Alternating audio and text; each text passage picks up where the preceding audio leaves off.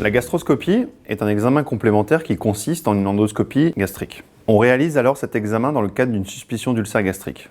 Aujourd'hui, on sait que cette maladie va toucher jusqu'à 100% de la population chez les chevaux de course.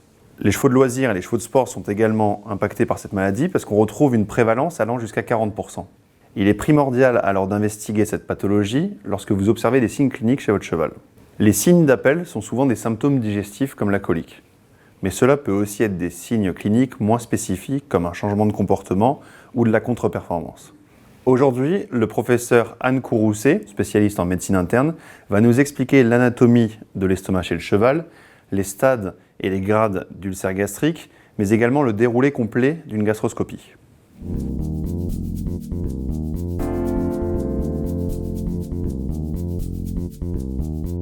L'estomac du cheval est composé de deux parties, une partie blanche qui est la partie non glandulaire, une partie rouge qui est la partie glandulaire.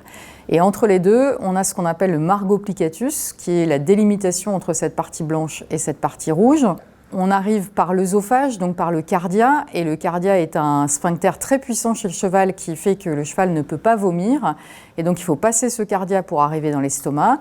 Et l'idée de la gastroscopie, c'est de faire tout le tour de l'estomac et d'aller jusqu'au pylore, le pylore étant la sortie de l'estomac, qui abouche donc sur le petit intestin, sur le duodénum. Chez certains chevaux, avec un gastroscope de 3,20 m, on arrive assez facilement à aller jusqu'au duodénum.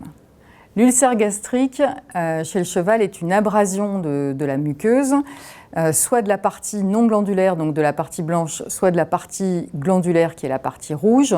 Ces ulcères peuvent avoir différentes causes, notamment le stress et l'exercice intense chez les chevaux, ce qui fait que les chevaux de course, par exemple, sont très sujets à ces ulcères gastriques, mais aussi toutes sortes de stress comme le transport, par exemple, ou une alimentation, par exemple, qui peut être mal adaptée.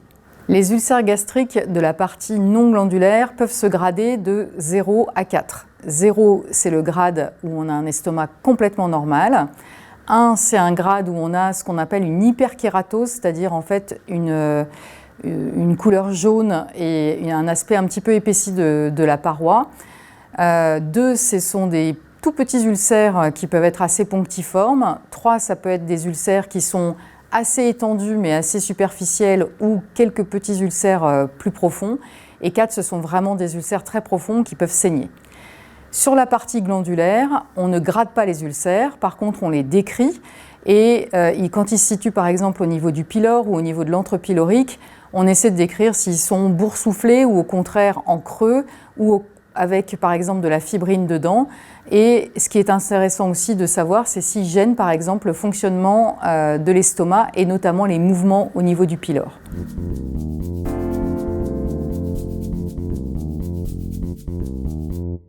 La gastroscopie est indolore pour le cheval, mais pour son confort, il doit cependant être sédaté pendant toute la manipulation.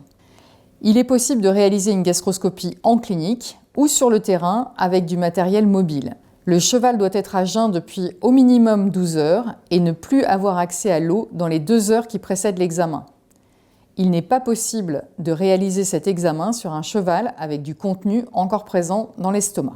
On rentre avec le gastroscope dans les voies respiratoires et on vise au-dessus du larynx pour rentrer dans l'œsophage en encapuchonnant la tête du cheval pour se faire avaler. On descend ensuite à l'aveugle dans l'œsophage qu'on regardera à la fin de l'examen quand on remontera de l'estomac. Une fois qu'on a passé le cardia, on arrive dans l'estomac. La plupart du temps, l'estomac est relativement petit, replié sur lui-même. On va donc insuffler de l'air dans l'estomac pour pouvoir le dilater et faire diminuer le niveau de liquide. Et on va dans un premier temps se diriger vers le pylore et l'entrepylorique qui se trouve sous le cardia et qui sont l'abouchement de l'estomac vers le petit intestin. Quand on a trouvé le pylore, on se place devant et on regarde comment il se contracte, d'abord s'il y a présence d'ulcère ou non, et ensuite comment il se contracte, comment il bouge, afin de voir si tout est normal chez le cheval. Chez certains chevaux, on peut arriver à se faire avaler au niveau du pylore et à aller dans le duodénum, qui est la première partie du petit intestin qu'on peut également visualiser et inspecter. Une fois qu'on a bien visualisé le pylore, on va repartir en arrière et du fait de l'insufflation de l'estomac, on va à ce moment-là très bien voir les deux parties, la partie blanche, donc non glandulaire, la partie rouge glandulaire et le margoplicatus qui est entre ces deux parties.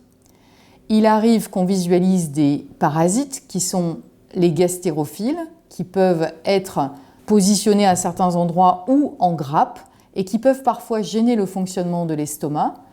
Et il arrive également qu'on visualise des ulcères, généralement autour du margoplicatus, souvent au niveau de la petite courbure, c'est-à-dire sous le cardia, mais on peut en visualiser tout autour de l'estomac. Une fois qu'on a visualisé ces ulcères et qu'on a fait tout le tour de l'estomac, on va avec une pompe enlever l'air que l'on a mis dans l'estomac pour éviter des ballonnements au cheval. Et ensuite, on va retirer le gastroscope et visualiser, dans ce cas-là, l'œsophage. On vérifie que l'œsophage est intègre et qu'il se contracte bien sur le gastroscope. Ça, c'est complètement normal. Et on sort ensuite, l'examen est terminé. Une fois la gastroscopie réalisée, votre vétérinaire va lister les ulcères, s'ils sont présents, selon leur localisation et leur sévérité. Suite à cela, il pourra vous indiquer des préconisations concernant l'alimentation, mais également l'environnement de votre cheval, dans le but de réduire ces différents facteurs de risque. Dans la grande majorité des cas, on devra recourir à une classe médicamenteuse qu'on appelle les inhibiteurs de la pompe à protons.